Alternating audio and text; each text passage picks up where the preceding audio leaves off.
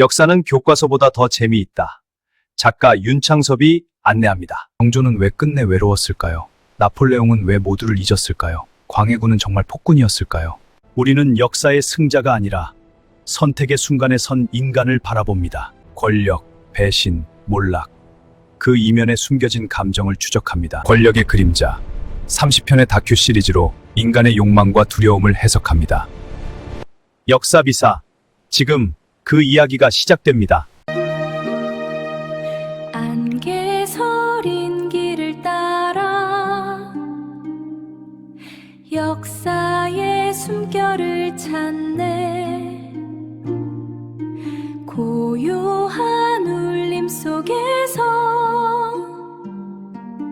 진정한 나를 마주하네.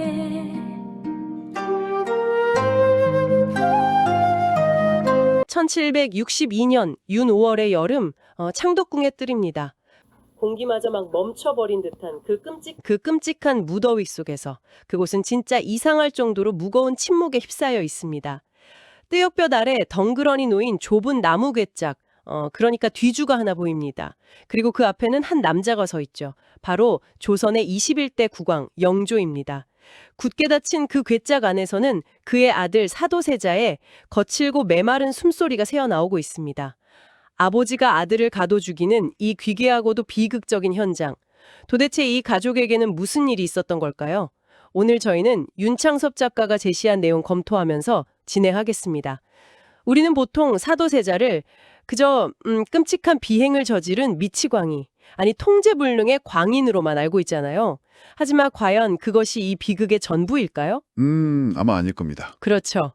오늘 우리의 심층 탐구는 단순한 역사적 사건의 요약이 아닙니다. 저 어두운 뒤주 속에 갇힌 한 인간의 짓눌린 감정, 수막히는 가족관계의 이면, 그리고 그 광기 속에서 피눈물을 흘려야 했던 무고한 백성들, 또 살아남은 자들이 철저히 조작해낸 기록의 민낯까지 아주 천천히 그리고 깊숙하게 들여다볼 겁니다. 당신은 오늘 승자의 기록 뒤에 숨겨진 서늘한 진실을 마주하게 될 것입니다. 네, 우리가 흔히 역사는 승자 혹은 끝까지 살아남은 자의 기록이라고 하잖아요. 오늘 우리가 파헤쳐볼 사료들은 그 말이 얼마나 뼈저린 진실인지 아주 선명하게 보여줍니다. 영조실록, 승정원일기, 해경궁 홍씨의 한중록, 그리고 사도세자의 마지막을 지켰던 스승 건정침의 서연일기까지. 아, 서연일기. 네, 여기에 현대 정신화학적 분석까지 더해서 텍스트로 굳어진 역사가 어떻게 누군가의 절박한 목적에 의해 편집되고 또 은폐되었는지 그 복잡한 퍼즐 조각들을 하나씩 맞춰보겠습니다. 비극의 시작점부터 짚어봐야 할 것 같은데요. 뒤주에 갇힌 아들의 붕괴를 이해하려면 결국 그 아들을 그 좁고 어두운 곳으로 직접 밀어넣은 아버지, 그러니까 영조라는 인물의 머릿속부터 해부해봐야 합니다. 영조는 도대체 왜 그렇게까지 자신의 핏줄에게 가혹했던 걸까요? 이 거대한 비극의 근원을 풀기 위해선 영조가 평생토록 짊어지고 살았던 두 가지의 거대한 콤플렉스를 이해해야만 하거든요. 첫째는 바로 그의 출신 성분입니다. 영조의 어머니의 숙빈 최 씨는 궁궐에서 물을 깃고 허다리를 하던 무수리 등 아주 미천한 신분 출신이었습니다. 아, 무술리 출신, 천민이었죠. 네네, 맞습니다. 신분제가 곧 법이자 세계관이었던 조선에서 왕의 어머니가 천민 출신이라는 건 왕의 정통성을 끊임없이 위협하는 아주 끔찍한 꼬리표였죠. 태생부터가 왕권의 약점이었던 셈이네요. 늘 불안했겠어요. 그럼 두 번째 콤플렉스는 무엇이었나요? 바로 이복형인 경종을 자신이 직접 독살했다는 소문이었습니다. 영조는 노론이라는 거대 정치 세력의 강력한 지지를 얻고 왕위에 올랐지만 반대파인 소론 등으로부터 평생 권력을 위해 형을 죽인 가짜 왕이라는 의심의 눈초리를 받아야 했습니다. 형을 죽인 가짜 왕이다. 엄청난 타이틀이네요. 그렇죠. 그래서 영조는 살아남기 위해 완벽해져야만 했습니다. 학문적으로도 도덕적으로도 한치의 흠결도 허용되지 않았죠. 당쟁의 소용돌이 속에서 살아남기 위해 각 당파를 고루 등용한다는 유명한 탕평책을 펼친 것도 겉으로는 훌륭한 군주의 포용력이었지만 그 이면에는 이 위태로운 왕권을 어떻게든 지켜내기 위한 처절한 생존 본능이 숨어 있었습니다. 이야기를 듣다 보니 약간 이런 비유가 떠오르네요. 이건 단순히 자수성가한 아버지가 아들을 압박하는 그 정도 수준이 아닙니다. 막깎까지른 절벽 끝에서 아무런 안전장치 없이 외줄타기를 하는 서커스 단장과 같은 거예요. 자기가 밑바닥에서부터 온갖 배신과 암투를 겪으며 피투성이가 되어 그 줄에 올라섰기 때문에 후계자인 아들에게도 똑같이 완벽하고 한치의 오차도 없는 묘기를 강요하는 거죠. 여기서 발을 헛디대는 순간 막 단순히 회사에서 쫓겨나는 게 아니라 가문 전체가 몰살당하는 독약 같은 콤플렉스였던 거군요. 지금 듣고 계신 당신이 이 아들이라고 한번 상상해 보세요. 칭찬이나 위로는커녕 매일매일 날선 비난과 정치적 암투 속에서 제정신을 유지할 수 있었을까요? 오휴, 정말 불가능에 가깝죠. 사도세자는 아주 어릴 때부터 그 엄청난 압박감을 고스란히 견뎌야 했습니다. 영교는 세자가 조금이라도 자신의 기대에 어긋나면 수많은 신하들이 지켜보는 앞에서 극심한 꼬질함과 모욕을 주었거든요. 공개적으로 망신을 준 거네요. 네, 아버지를 만나는 것 자체가 끔찍한 공포가 된 세자는 늘 극도의 불안감에 시달렸습니다. 시간이 갈수록 아버지의 비판은 철저한 침묵과 외면으로 바뀌었고 세상에서 가장 따뜻해야 할 가족이라는 관계가 얼음장처럼 차가운 정치적 권력 관계로 변질되어 버린 겁니다. 마음의 병이 깊어질 수밖에 없는 구조였군요. 정말 숨이 막힙니다. 그런데 여기서부터 상황이 아주 비극적으로 역전되기 시작합니다. 세자의 몸과 일상생활이 완전히 무너져 내리기 시작하잖아요. 많은 분들이 약간 사도세자를 처음부터 되게 유약하고 병든 인물로 오해하시는데 원래 전혀 그렇지 않았죠. 아, 네. 완전히 반대였습니다. 15세 무렵의 세자는 증조 할아버지인 효종이 쓰던 아주 무거운 청령 언올도를 자유자재도 휘두를 만큼 기골이 장대하고 힘이 장사였습니다. 와, 15살에 언얼도로요? 네, 무예에 아주 특출난 재능을 보였죠. 하지만 영조의 그 극심한 스트레스와 억압은 그의 신체마저 망가뜨렸습니다. 세자는 그 엄청난 스트레스를 폭식으로 풀었거든요. 아, 먹는 걸로 풀었구나. 네, 맞습니다. 그래서 소화비만이 고도비만으로 이어졌는데요. 당시의 생생한 기록인 승정원 일기에 보면 세자가 숨을 쉴 때 들리는 소리가 마치 거친 바람 소리 같더라 라고 적혀 있을 정도입니다. 육체적인 붕괴가 먼저 찾아온 겁니다. 숨소리가 거친 바람소리 같았다. 무기력함과 스트레스를 억누르다 못해 몸집만 거대해진 청년의 모습이 막 눈앞에 그려집니다. 그런데 신체적 붕괴보다 더 참혹했던 건 역시 정신적인 붕괴였죠. 옷을 입지 못하는 병에 걸렸다고요? 맞습니다. 가장 대표적인 증상이 바로 옷을 입지 못하는 의대증입니다. 옷을 입으려고만 하면 막 귀신이 보인다며 멀쩡한 옷을 갈기갈기 찢어버리거나 불태웠고 심지어 자신에게 옷을 갈아입히려는 궁녀를 무참히 죽이기까지 했습니다. 아니, 왜 하필 옷이었을까요? 왕세자에게 옷이란 곧 아버지를 뵈러 가야 한다는 의무, 그리고 숨막히는 정치적 책임을 상징했기 때문입니다. 아하, 옷을 입는 행위 자체가 공포의 시작이었군요. 네, 현대 정신의학의 관점에서 보면 아버지의 압박에서 평생 벗어날 수 없다는 극심한 학습된 무력감, 감정이 극단적으로 널뛰는 양극성 장애, 그러니까 조울증과 강박증이 복합적으로 터져나온 것으로 분석할 수 있습니다. 세자의 상황을 들으면 진짜 인간적으로 깊은 연민이 듭니다. 평생 숨 쉴 틈 없이 조여오는 아버지의 목조르기 속에서 미쳐버린 아들이니까요. 하지만 전문가님, 여기서 우리는 잠시 감정을 거두고 아주 냉정하게 짚고 넘어가야 할 정말 중요한 문제가 있습니다. 세자가 가부장적 폭력의 피해자라는 사실이 그로 인해 무고하게 찢겨나간 사람들의 고통을 정당화할 수는 없지 않습니까? 그렇죠. 세자의 관기와 분노가 향한 곳은 정작 자신을 괴롭힌 영조나 권력을 쥐고 흔들던 노론 대관들이 아니었어요. 아주 정확한 지적입니다. 분노는 항상 가장 아래로 향하죠. 맞습니다. 그가 선택한 희생양은 가장 만만하고 절대 반항할 수 없는 궁궐의 약자들, 바로 내시와 궁녀들이었습니다. 무려 100여 명이 넘는 죄 없는 궁인들을 잔혹하게 살해했고 심지어 자신의 후궁이자 아들 은전군의 어머니인 경빈박 씨마저 때려 죽인 뒤 그 시신을 연못가에 방치했습니다. 아무리 구조적 피해자라 할지라도 약자들에게는 그저 자비 없는 끔찍한 가해자이자 살인귀였던 것 아닙니까? 그 지점이 바로 이 역사를 볼 때 우리가 가장 객관적인 시선을 유지해야 하는 부분입니다. 세자는 분명 숨막히는 궁궐 정치와 아버지의 정서적 학대가 만들어낸 희생자였지만 동시에 자신의 고통을 권력 피라미드의 가장 밑바닥에 있는 힘없는 백성들에게 잔혹하게 전가했거든요. 참 비겁한 분노네요. 네, 궁인들은 세자의 발소리만 들어도 사시나무 떨듯 공포에 질렸고 언제 목이 달아날지 모르는 지옥 같은 나날을 보내야 했습니다. 그리고 역설적이게도 세자의 이런 무차별적인 살인 행각은 훗날 그가 뒤주에 갇히게 되는 가장 결정적이고도 현실적인 명분을 제공합니다. 명분이요? 네. 영주의 입장에서도 통제 불가능한 연쇄살인마를 차기 국왕으로 올릴 수는 없는 노릇이었을 테니까요. 거대한 권력의 억압이 어떻게 또 다른 약자에 대한 폭력으로 대물림되는지 그 잔혹한 사슬을 보여주는 비극적인 단면이네요. 그런데 세자가 이런 끔찍한 현실과 고통에서 도피하기 위해 매달렸던 것들을 보면 막 참 아이러니합니다. 너무나 평범하고 또 씁쓸하거든요. 맞아요. 세자는 극심한 스트레스를 풀기 위해 소설, 그중에서도 당대에는 금기시되던 책들에 심취했습니다. 그가 직접 서문까지 써서 엮은 중국 소설 회무분이라는 책 목록을 보면 아주 흥미로운데요. 서육이나 수오지 같은 영웅들의 모험담은 물론이고 금병매 같은 노골적인 성인물, 심지어 남성 간의 동성애를 다룬 요즘으로 치면 비엘물 성격의 소설까지 장르를 가리지 않고 탐독했습니다. 아니, 조선시대의 비엘물이라뇨. 너무 뜻밖인데요. 성리학적 질서가 완전 뼈대인 나라의 차기 국왕이 말입니다. 바로 그 점입니다. 겉보기에는 한 나라의 세자가 잡스러운 책이나 본다고 엄청 비난받을 일이었죠. 하지만 꽉 막힌 성리학적 도덕과 예법, 막 숨막히는 예절만을 강요하는 궁궐에서 이런 파격적이고 자유분방한 소설들은 세자가 현실을 잃고 숨을 쉴 수 있는 유일한 비상구였습니다. 가장 엄격한 질서에 짓눌린 사람이 가장 일탈적인 이야기에 빠져든 셈이네요. 네, 맞습니다. 참으로 입체적이고 슬픈 인물입니다.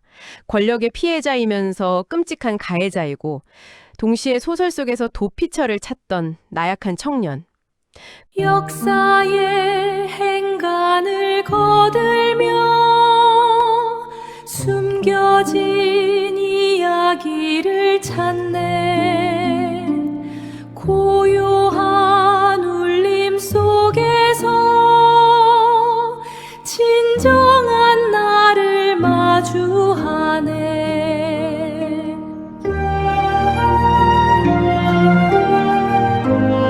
그런데 이렇게 세자가 완전히 망가지고 살인마, 미치광이로 몰려 모두가 그에게 등을 돌리고 침을 뱉을 때 끝까지 그의 곁을 지킨 단 한 사람의 충신이 있었습니다. 저는 이분의 기록을 보면서 되게 깊은 충격을 받았는데요. 바로 사도세자의 스승이었던 권정침입니다. 아, 네. 권정침이 남긴 서연일기는 오늘날 우리가 사도세자 사건을 다각도로 볼 수 있게 해주는 판도라의 상자 같은 기록입니다. 권정침은 세자에게 학문을 가르치는 스승이었는데 놀랍게도 그의 일기에 묘사된 세자는 우리가 아는 통제 불능의 광인이 전혀 아닙니다. 전혀 아니라고요? 네, 학문이 깊고 예의가 바르며 아랫사람의 고충을 따뜻하게 챙겨줄 줄 아는 아주 고명한 인물로 묘사돼요. 와, 1762년 윤호월 13일? 그러니까 아까 저희가 처음에 묘사했던 그 뒤주가 놓인 날로 돌아가 보죠. 사도세자가 뒤주에 갇혀 죽은 그 끔찍한 사건, 즉 이모화변 당일입니다. 땡볕 아래서 영조가 눈에 픽발을 세우고 세자를 뒤주에 가두라고 명령했을 때 그 서슬퍼런 왕의 분노 앞에서 모든 노론 신하와 군관들은 자신의 목숨을 부지하기 위해 정말 혼비백산에서 도망쳤습니다. 살벌한 침묵 속에 오직 권정침만이 그 지옥 같은 현장을 떠나지 않았죠. 그는 영조 앞으로 나아가 머리를 조아리고 피눈물을 흘리며 이렇게 읍소합니다. 이 모든 것은 세자를 제대로 보필하지 못한 신하의 잘못이니 부디 세자 대신 나를 죽여달라고요. 정말 대단한 용기죠. 네, 심지어 세자가 뒤주 안에서 막 더위와 갈증에 숨을 헐떡이며 죽어가자 권정침은 아무도 접근하지 말라는 영조의 어명을 정면으로 어기고 내의원을 불러 세자에게 약을 올립니다. 결국 극도로 분노한 영조에 의해 걸문 밖으로 내덩댕이 쳐준 그는 굳게 닫힌 문 앞에서 자기 모자를 부수고 신발을 벗어던지며 하늘이 무너지듯 통곡하다가 실신하고 맙니다. 청취자 여러분, 당신이라면 어땠을까요? 권력자들이 모두 돌을 던지는 미치광의 제자를 위해 자신의 목숨과 가문의 명운을 걸고 왕의 어명을 거역할 수 있었을까요? 정말 드라마틱하고 가슴 아픈 장면입니다. 전문가의 입장에서 이 권정침의 충절과 그의 서연일기가 갖는 의미를 더 큰 정치적 맥락에서 연결해 보겠습니다. 이 비극이 단순히 한 개인의 정신병으로 인한 참사로만 치부될 수 없는 이유가 바로 여기에 드러나거든요. 어떤 정치적 맥락이 있는 거죠? 훗날 사도세자의 아들 정조가 즉위했을 때 영남지방의 남인 세력은 바로 이 서연일기를 근거로 만명의 선비가 연명해서 올리는 상소, 즉 만인소를 올립니다. 아, 만인소. 그 상소의 핵심 내용이 무엇이었나요? 세자는 본래 자질이 훌륭하고 뛰어났으나 당시 권력을 쥐고 있던 노론 세력이 세자의 작은 약점과 병증을 교묘하게 이용하고 부풀려 끝내 죽음으로 몰고 갔다는 거대한 고발이었습니다. 아하, 병을 치료해 준 게 아니라 이용해 먹었다. 네, 다시 말해 사도세자의 비극은 극심한 스트레스로 인한 개인적 정신 붕괴의 결과이기도 하지만 동시에 그 약점을 치료하기는커녕 자신들의 권력 유지를 위한 도구로 삼아 죽음을 방조하고 부추긴 당쟁이라는 구조적 희생의 측면도 분명히 존재한다는 것을 보여주는 대목입니다. 참나, 병든 사람을 고쳐줄 생각은 안 하고 약간 옳다구나. 저 약점을 잡아서 우리 당파의 권력을 영원히 공고히 하자. 이런 잔인한 정치적 셈법이 작동했다는 거군요. 그렇다면 이 피 튀기는 권력 암투와 아버지가 뒤주 속에서 비참하게 죽어가는 걸 두 눈으로 똑똑히 지켜본 사람이 있죠. 바로 사도세자의 아들이자 훗날 조선의 22대 왕이 되는 정조입니다. 어린 아들의 내면은 어땠을까요? 그 역시 살아남기 위해 그리고 왕위를 지키기 위해 할아버지 영조 못지않은 완벽한 군주가 되어야 했을 텐데요. 정조는 왕이 된 후 이 끔찍한 가족의 역사를 어떻게 처리했습니까? 정조는 놀랍게도 역사를 아주 철저하게 그리고 합법적인 방식을 동원해 지워버립니다. 정조는 왕위에 오르자마자 할아버지 영조에게 울며 간청하거든요. 승정원 일기에 차마 아들의 도리로서 볼 수 없는 흉악한 말들이 기록되어 있으니 부디 이를 씻어내 주소서 하고요. 씻어내 달라고요? 네, 영조가 이를 허락하자 정조는 아버지가 뒤주에 갇혀 죽어가던 그 윤 5월 13일의 끔찍한 기록들을 물로 깨끗이 씻어 없애버립니다. 먹으로 쓴 글씨를 물에 빨아 하얗게 지워버리는 것, 이를 세초라고 하는데요. 조선의 공식 기록에서 그날의 참혹한 진실이 영원히 삭제돼 버린 겁니다. 잉크가 물에 번져 하얗게 사라지듯 수많은 희생자와 끔찍했던 그날의 맥락이 그냥 하얀 백지로 변해버린 거네요. 약간 소름이 돋습니다. 그런데 의문이 듭니다. 아들로서 아버지의 불명예를 가려주고 싶은 마음은 충분히 알겠지만 한 나라의 공식 역사를 이렇게 철저하게 지워야만 했던 진짜 이유는 무엇이었을까요? 바로 정조 자신의 정치적 생존 때문이었습니다. 조선은 명분과 법도의 나라잖아요. 만약 사도세자가 공식적으로 수백 명을 죽인 연쇄 살인마이자 반역죄인으로 역사에 남는다면 정조는 죄인의 아들이 됩니다. 아, 죄인의 아들. 네, 죄인의 아들은 결코 왕위에 오를 수 없는 것이 조선의 법도죠. 그래서 정조는 자신이 합법적인 왕임을 증명하기 위해 아버지를 범죄자나 광인에서 정치적 희생양으로 복권시켜야만 했습니다. 정치적인 이유가 가장 컸군요. 맞습니다. 그래서 세초를 단행한 것뿐만 아니라 사도세자의 묘를 이장할 때 발견된 영조의 묘지문, 그러니까 비행의 진짜 이유가 적힌 글을 아예 감춰버리고요. 심지어 학문을 멀리했던 아버지의 과거를 숨기기 위해 아버지가 쓴 글들을 직접 조작하고 위조하는 일까지 서슴지 않았습니다. 와, 단순히 아버지에 대한 효심 때문만은 아니었군요. 자신의 왕권을 지탱하기 위한 거대한 역사 세탁 작업이었네요. 그리고 정조가 새롭게 창조해낸 아버지의 모습은 화성행궁으로 행차할 때 완벽한 시각적 선전물, 즉 프로파간다로 완성되잖아요. 아버지의 무덤인 현룡원에 참배를 가면서 정조는 막 눈부신 황금 갑옷과 군복을 입고 백마에 올라탑니다. 밤에는 수천 명의 군사를 이끌고 장엄하게 야간 군사훈련을 지휘하죠. 아주 화려한 퍼포먼스였죠. 네, 이 화려한 퍼포먼스 앞에서 광기에 사로잡혀 궁녀들을 때려 죽이고 뒤주에서 굶어 죽은 뚱뚱하고 비참한 아버지의 진짜 모습은 온데간데 없이 사라집니다. 그 자리엔 무사기지를 갖추고 어군하게 희생된 훌륭하고 영웅적인 군주, 장헌세자라는 정조가 치밀하게 기획한 새로운 이미지만이 남게 된 겁니다. 저는 여러분께 묻고 싶습니다. 끔찍한 오명을 쓴 아버지의 명예를 지켜주고 싶은 그 눈물겨운 효심, 인간적으로 충분히 공감할 수 있습니다.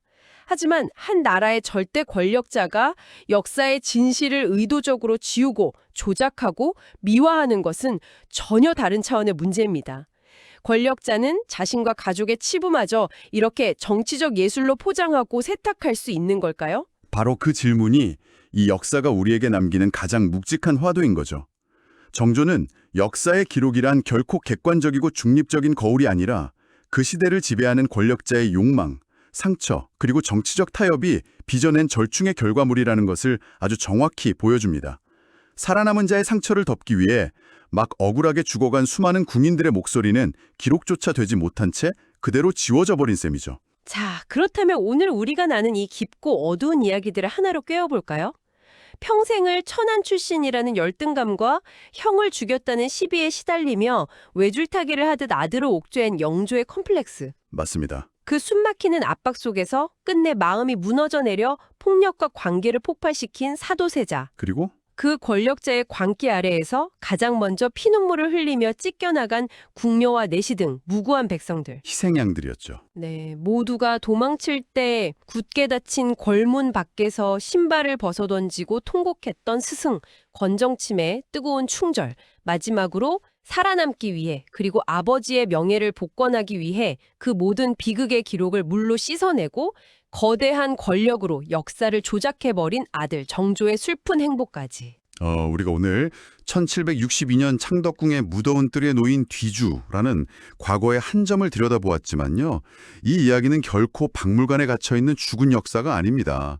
부모의 과도한 기대와 압박이 한 인간의 내면을 어떻게 병들게 하고 무너뜨리는지, 개인의 치명적인 약점이 어떻게 거대한 정치와 권력의 먹잇감이 되어 추작되는지, 그리고 그 혼란 속에서 힘없는 사회적 약자들이 어떻게 가장 먼저 폭력의 희생양이 되는지를 보여주는 아주 보편적이고 현대적인 은유를 담고 있습니다. 맞습니다. 오늘 시간을 함께 하고 나면 꽤 오랜 시간 동안 우리가 깊이 있게 들여다본 이 궁궐의 잔혹한 비극이 사실 시공간을 초월해서 오늘날 우리 사회의 모습 혹은 우리들 가족의 은밀한 상처와도 깊이 맞닿아있다는 걸 느끼실 겁니다. 마지막으로 당신에게 이런 도발적인 질문을 하나 던지며 오늘의 탐구를 마무리하겠습니다.